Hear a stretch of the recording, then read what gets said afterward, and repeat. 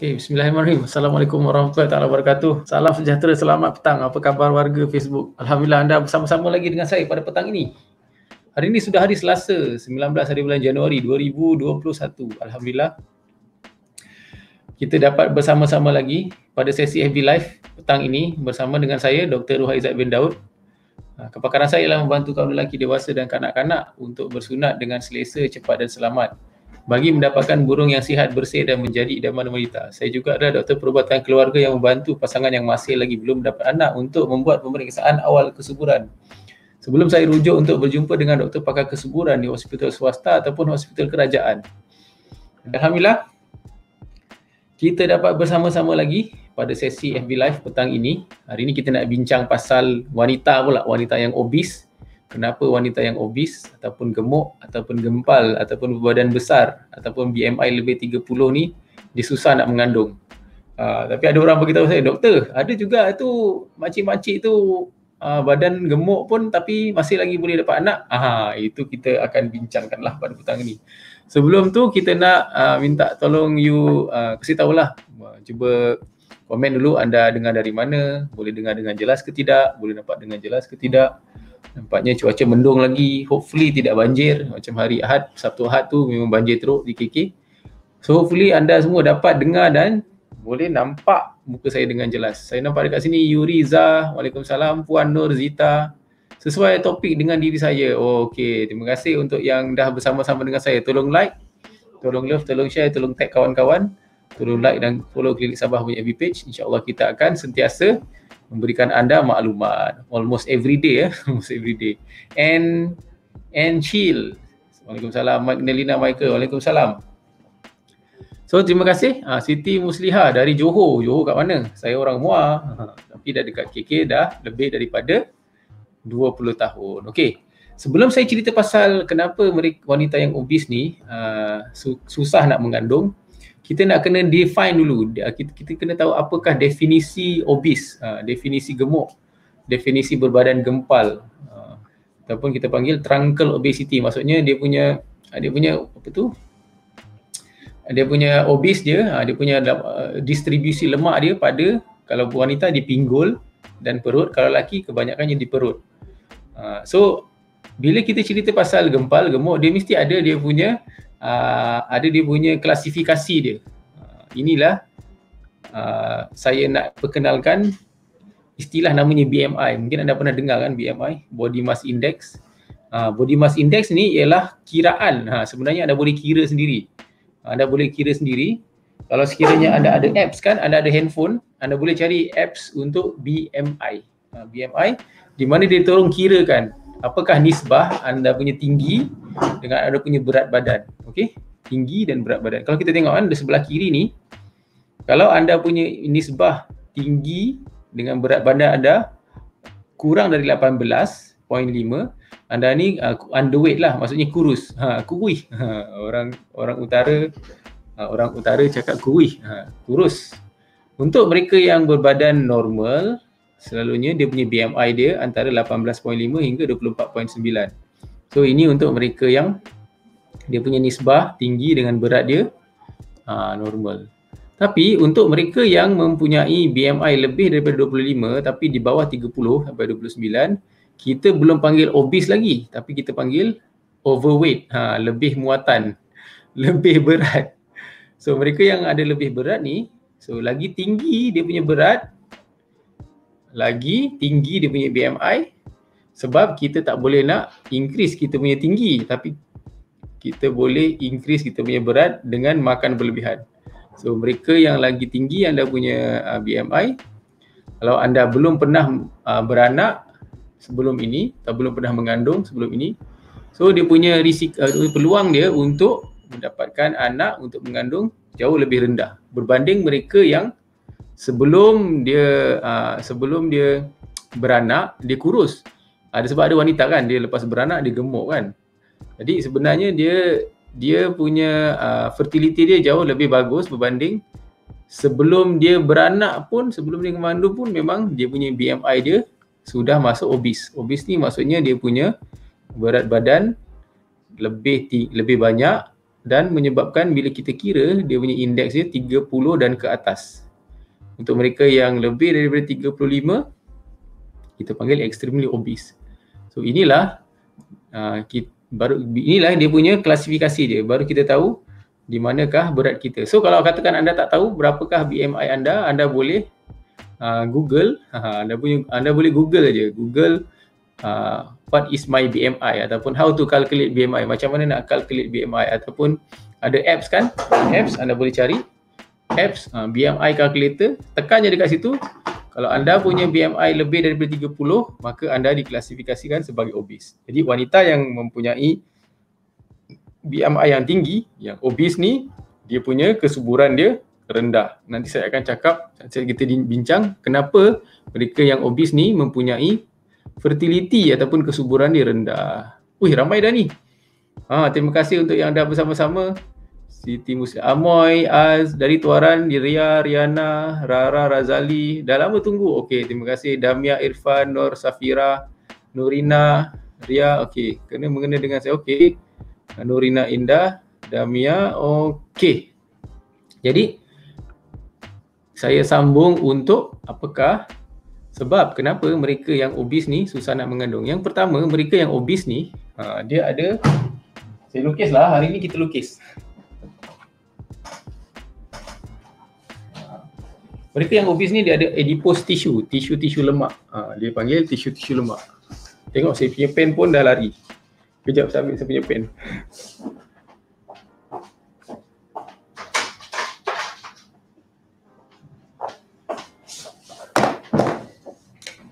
Okey, obese. O-B-E-S-E, obese, iaitu sama dengan BMI lebih daripada 30. Okay. Jadi mereka yang punya BMI lebih 30 dia obese. Jadi bila dia obese, dia ada badan dia mempunyai lapisan lemak yang tinggi ataupun adipose tissue. Tisu adipose. Tisu adipose ni tisu lemak yang tinggi.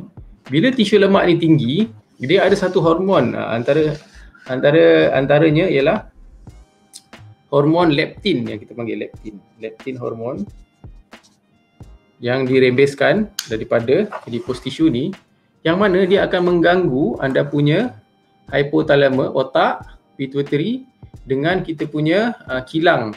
Wanita punya kilang kilang hormon dia ialah pada dia punya ovari. So hormon daripada yang dirembeskan daripada adipose tissue ni akan menyebabkan gangguan pada aksis ni, pada paksi otak, pituitary dengan kita punya ovari ni, yang mana dia akan menyebabkan dia punya hormon estrogen, anda punya hormon estrogen dan progesteron tidak stabil. Dia tak ada keluar tu cycle. Hormon dia, estrogen dia boleh jadi terlampau tinggi sampai dia tak boleh nak ada cycle yang normal, iaitu cycle kita panggil cycle period tu tak boleh. Bila tak ada cycle period tu, sebab tu mereka yang obese ni kalau anda perasan, dia susah nak ada period yang regular. Sebab apa? Dia tak ada dia punya, kita cakap cycle yang perempuan regular ni.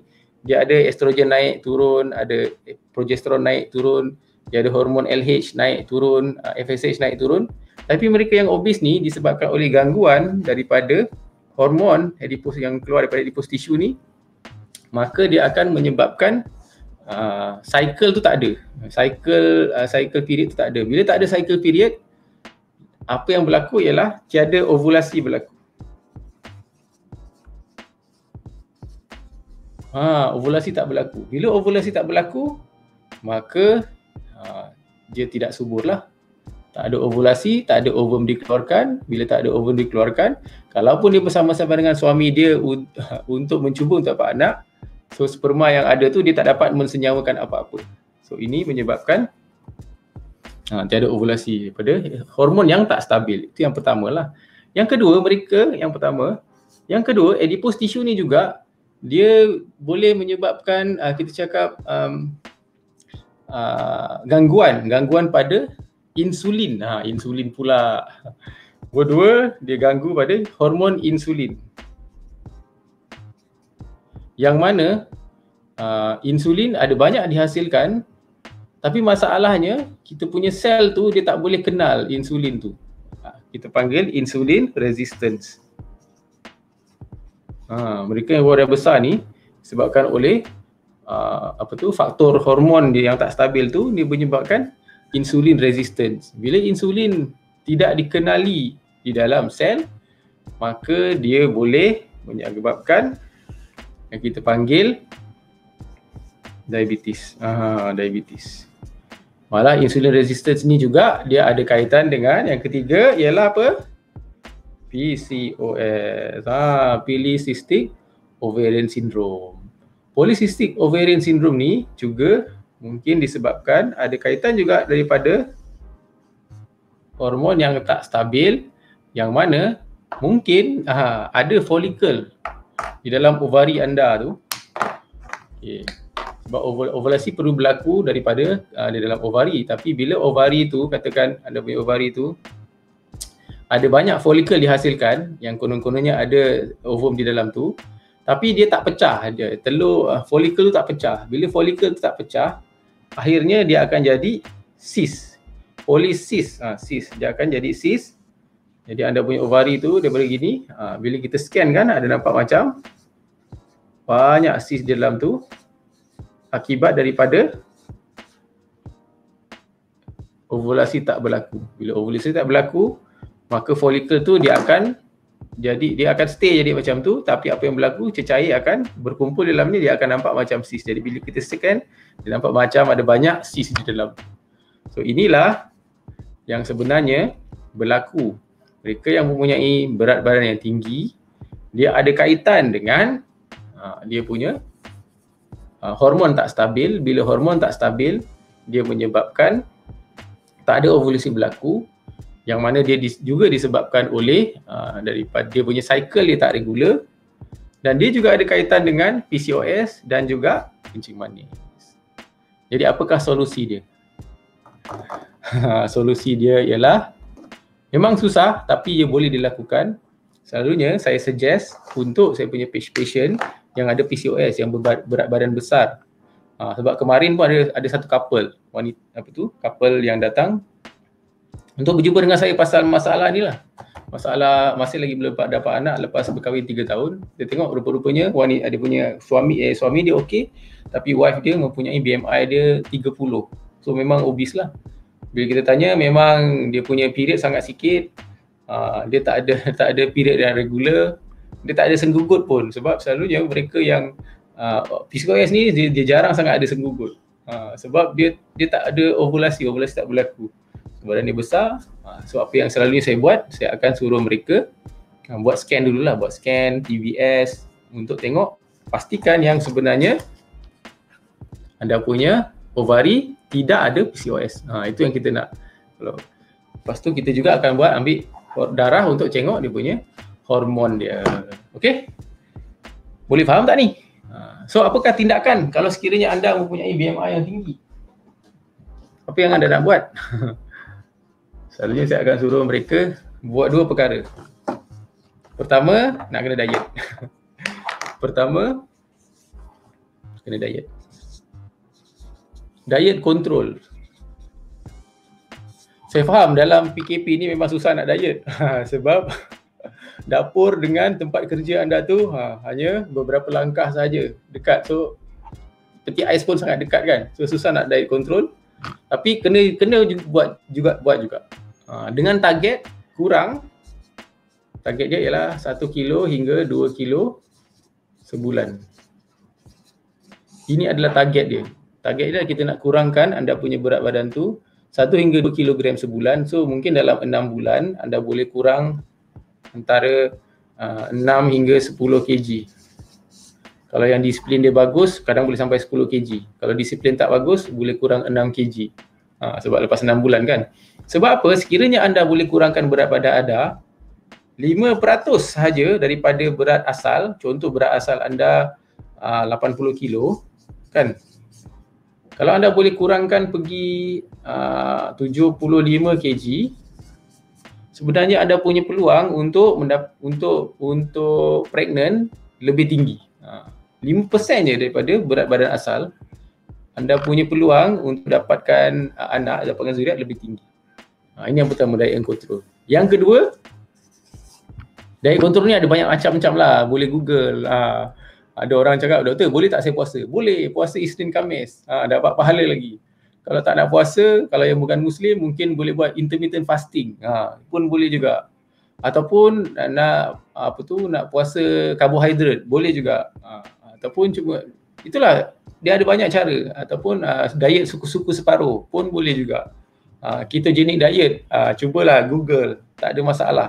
So itu semua adalah usaha untuk kita kurangkan berat badan, nak kurangkan BMI ni kepada normal. Yang kedua, kena exercise lah.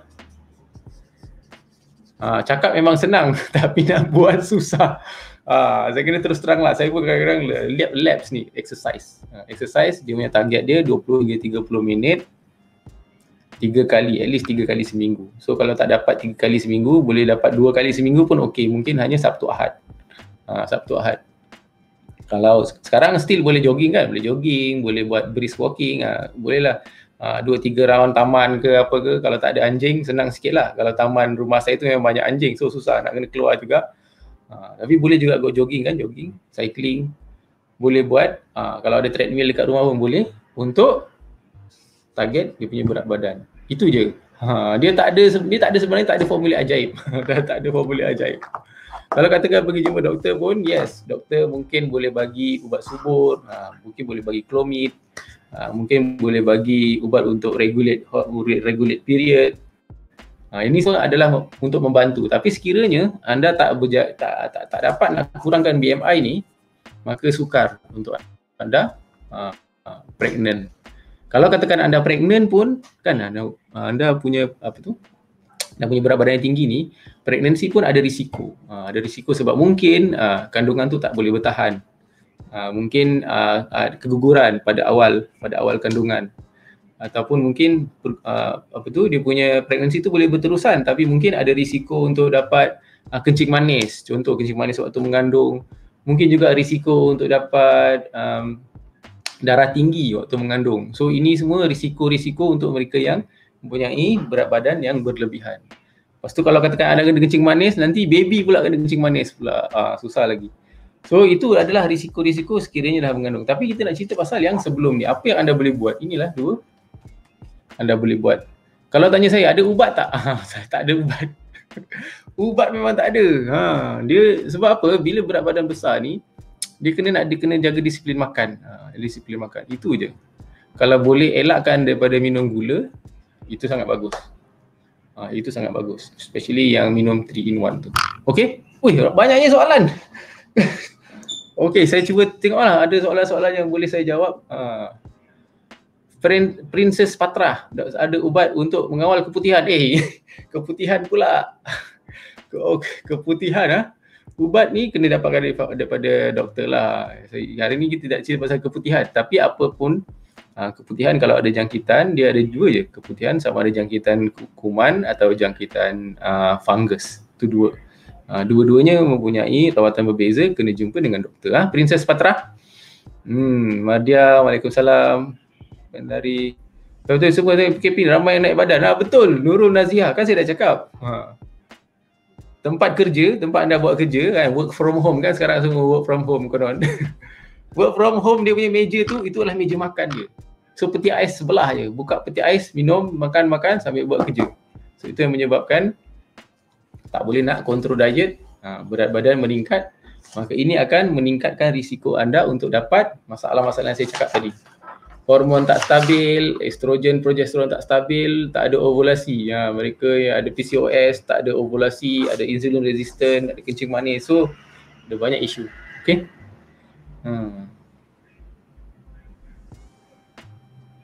Ria Ariana, saya cuba tengok apa soalan dia ni. Dulu masa saya baru betul itu boleh guna tinggi. Okay, bagus. Saya buat medical check up, lepas tu doktor cakap kolesterol saya tinggi. Lepas tu saya naik ambulan, saya bila berat badan, alhamdulillah, lepas tu saya pergi. Saya perasan setiap kali saya exercise. Tengok betul tak saya cakap. Berat badan yang rendah, especially jika berada dalam julat yang normal, BMI yang normal, lebih mudah untuk mengandung. Sebab apa? Bila BMI anda normal, hormon anda pun akan stabil. Bila hormon stabil, cycle dengan secara automatik, period cycle tu akan kembali. Bila period cycle tu kembali, barulah ovulasi boleh berlaku. Barulah anda boleh tahu bila waktu subur. Barulah lebih mudah untuk nak kira waktu subur. Jadi tak payahlah nak pakai OPK sangat. Kalau agak-agak ada rasa gairah sikit lebih dengan suami, lepas tu rasa macam ada banyak cecair faraj keluar, waktu itulah anda subur. Waktu itulah bersama-sama boleh buat baby dance. Memang jadi punya. Siti Muslihah, obes dengan PCOS. Ya, betul. Obes dengan PCOS ni dia sangat berkait rapat. Syazwani, Suhaimi, terima kasih.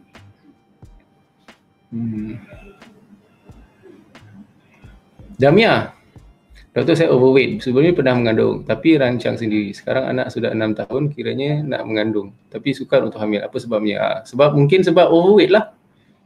Sebab mungkin anda punya berat badan berlebihan. Bila berat badan berlebihan menyebabkan hormon tak stabil. Bila hormon tak stabil, cycle period tak regular. Bila cycle period tak regular, mungkin anda tidak ada ovulasi. Bila tak ada ovulasi, tak ada waktu subur. Jadi bila tak ada waktu subur, susahlah nak mendapatkan zuriat. Tapi nak kena check lah. Kalau dah 6 tahun, ini kita dah panggil secondary infertility. Fertility yang secondary. Maksudnya anda pernah mengandung sebelum ni, tapi disebabkan mungkin berat badan naik. Selalunya ramai wanita yang saya nampak zaman sekarang ni, lepas je ada anak 2, anak 3, dia punya berat badan dia pun bernaik ikut juga skala anak yang ada.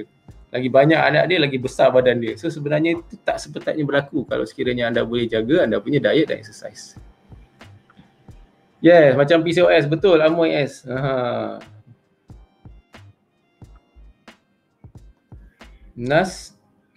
Nashila, Waalaikumsalam. BMI 35.4. Ui, besar tu dah morbid obesity tu kita panggil. Dah turunkan dah dari 42 BMI. Ui, tapi bagus. Daripada 42 pergi 35, tahniah. Sangat bagus. Mungkin puan boleh share kan apa yang puan buat sampai boleh dapat turun begini. Mungkin puasa Isnin Khamis, ataupun mungkin ada treadmill dekat rumah ke, ataupun memang anak ramai, bekerja-kejaran dengan anak selalu, tu yang boleh menyebabkan kurus. InsyaAllah saya doakan semua, insyaAllah Puan Nashila untuk turun berat badan. Saya doakan semua yang dengar dan tonton saya pada hari ini, saya doakan semuanya dipermudahkan untuk mendapat zuriat. Obes, PCOS, 1 tube block. Nampak? Dia punya cabaran dia. Jadi saya faham. Memang cabaran dia sangat tinggi untuk mereka yang sukar nak mendapat anak. InsyaAllah saya doakan sama-sama supaya anda semua dipermudahkan. Okey. Dah 22 minit dah. Okey, kita ambil mungkin lagi beberapa minit lah. Dok, macam saya 3 kali sudah pregnant tiap tahun tapi gugur sebelum 3 bulan tu macam-macam. Okey, saya obese overweight. Apa penyebabnya? Uzur normal tapi lepas gugur dulu uzur tak menentu. Selalu lewat volume. Okey, puan. Dengan kes begini, kalau ini dah panggil habitual abortion ni, mungkin habitual abortion. Kalau ketiga kali dah lebih, adalah lebih bagus untuk puan berbincang dengan seorang doktor pakar sakit puan. Kalau sudah 3 kali keguguran berturut-turut dan anda juga anda juga obes kan, kita tak tahu, mungkin anda ada masalah dengan hormon yang nak maintainkan pregnancy tu, ataupun mungkin ada masalah di dalam dinding rahim tu. Tu saya cakap tadi, sekiranya anda obes, walaupun pregnancy tu sudah berlaku, risiko untuk dapat keguguran lebih tinggi. Sebab mungkin disebabkan hormon yang tak stabil, mungkin juga disebabkan oleh struktur dalaman rahim tu, penempelan tu berlaku tapi dia tak boleh nak maintain, nak hold tu. Jadi itu kena discuss lah dengan seorang doktor pakar. Betul, dulu masa doktor cek saya pun macam kurang hormon tak untuk pergi, tapi period saya sentiasa regular. Okey. Kita makan period kita jadi panjang. Mardia. Tidak sepatutnya. Doktor, saya nak tanya kenapa lepas kita makan folic acid period kita jadi panjang? Selalunya tidak. Folic acid dia tidak kacau pada anda punya period. Kalau berterusan panjang perlu dapatkan kena check dengan doktor. Kenapa panjang sangat ni, dok? Selalu saya punya period 3 hingga 5 hari je. Tapi bulan lepas macam sampai 14 hari. Nak kena check. Nak tahu kenapa. Mungkin ada banyak sebab. Kalau period panjang ni ada banyak sebab. Hormon punya masalah, mungkin struktur punya masalah, mungkin masalah pada ada polyps ke apa ke kan, ada endometriosis ke, atau ada apa tu, adenomyosis, atau ada apa tu, fibroid, tu nak kena check, kena scan lah. Nur Safira, dia tanya kalau obes memang dia akan ada PCOS ataupun obes tak seperti PCOS. Okey, soalan yang bagus. Ini soalan yang saya tunggu. Yes, begini, orang yang obes tak semestinya dia ada PCOS. Tapi orang yang ada PCOS selalunya dia obes. Boleh faham tak ni? Sebab tu kalau kita tengok ibu-ibu yang dah ada anak, dia badan besar tapi anak dia dah ramai, tapi dia masih lagi boleh menghasilkan anak. Jadi walaupun dia obes tapi dia tak semestinya ada PCOS. Tapi mereka yang ada PCOS ni selalunya dia akan berbadan besar. Obes tak semestinya PCOS, betul. Hormon thyroid yang normal boleh menyebabkan diabetes. Siti Khadijah, adakah ada hormon yang tak normal boleh menyebabkan diabetes? Okey, hormon thyroid yang tak normal boleh menyebabkan hormon thyroid yang tinggi ataupun yang rendah. Dia takkan menyebabkan diabetes. Hormon yang menyebabkan gangguan pada diabetes, yang menyebabkan diabetes ialah hormon insulin. Insulin, glukagon, itu yang menyebabkan diabetes. Tapi hormon thyroid tidak secara direct lah.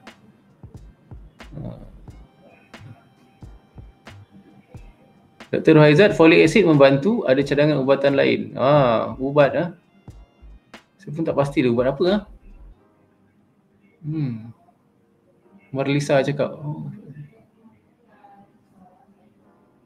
membantu untuk apa? Saya pun tak tahu membantu apa. Adakah akan membantu peluang untuk mengandung? Okey, Damia, adakah folic yang membantu untuk peluang untuk mengandung? Okey, macam mana nak cakap? Kalau ikutkan kajian saintifik, yes, ada beberapa papers lah yang menyatakan kalau katakan anda ambil folic acid, memang anda punya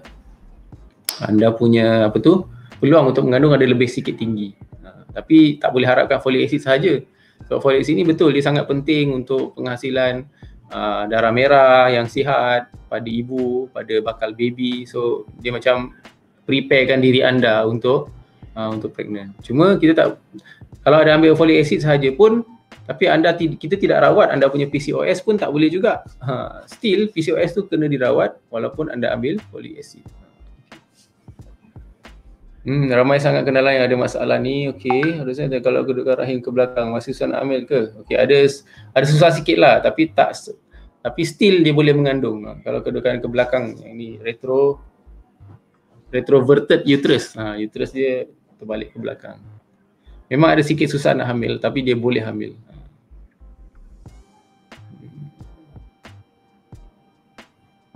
Rosie, saya 11 tahun baru dapat baby, alhamdulillah, tahniah. Tapi sekarang 2 tahun, alhamdulillah, tahniah. Saya rasa tambah lagi baby lagi, tapi maksudnya berdarah tinggi. Boleh, selalunya tak ada masalah. Kena discuss dengan doktor. Sekarang ni awak dah 2 tahun, anak dah 2 tahun, boleh dapatkan untuk kandungan seterusnya. Dia memang kita cakap ada special precaution lah, ada apa tu, ada sedikit ekstra waspada mereka yang ada darah tinggi ni untuk dapatkan anak. Sebab kalau memang dah ada darah tinggi, selalunya mungkin nak kena adjust dia punya ubat tu. Kena discuss dengan doktor yang merawat. Damia, balik pada soalan saya, period regular doktor tapi still tak dapat hamil, adakah perlu jumpa doktor dalam pakar sakit perempuan? Yes, kena jumpa. Kalau period regular, anda dah bersama-sama, anda tinggal sama-sama dengan suami, maksudnya tak ada masalah dalam hubungan seksual, lebih daripada setahun, tapi masih lagi belum dapat anak, perlu check dengan doktor. Sebab kalau katakan period regular, maksudnya ada kemungkinan besar yang anda adalah subur. Saya takut suami yang tak subur. Nak kena check suami punya sperma. Still tak dapat hamil, mungkin suami anda ada azoospermia, oligozoospermia, kita tak tahu, kena check. Berat badan kurang, exercise, diet teruskan, yang tu memang tak ada masalah. Kena check suami pula. Kalau anda sihat, BMI normal, period regular, buat OPK, check asid 2 line aja. Memang kalau waktu gairah tu sampai, memang check 2 line, ada banyak cecair faraj keluar kan. Tapi tak dapat juga anak. Nak kena check yang si suami tu. Takut suami punya benih tak sihat. Lelaki boleh ambil folic acid? Boleh, tak ada masalah. Wan Nurmizan, bagus, soalan yang bagus. Orang biasanya ada sedikit macam misai. Yes, dia ada, kita panggil dia punya hair distribution dia macam lelaki. Dah setengah jam. Okey. Okay, ni soalan yang last lah. Dia ada, kita dipanggil hair distribution dia macam lelaki. Dia ada macam ada misai, kadang ada macam ada janggut, tangan dia berbulu, kaki dia berbulu, kadang-kadang belakang dia ni pun berbulu. Jadi dia nampak macam ada sedikit kelakian sebab hormon yang tak stabil ni ada sedikit androgen, dia ada androgenic effect. Dia ada hormon androgen dia tinggi. Hormon androgen yang tinggi ni pun juga akan mengganggu pada dia punya estrogen dan progesteron dia, untuk pastikan dia dapat hormon yang regular. Okey? Sampai sini saja. Jangan lupa like, jangan lupa share, jangan lupa tag kawan-kawan, jangan lupa follow dan like Klinik Sabah punya FB page. InsyaAllah kita jumpa besok petang. Okey? Assalamualaikum dan salam petang.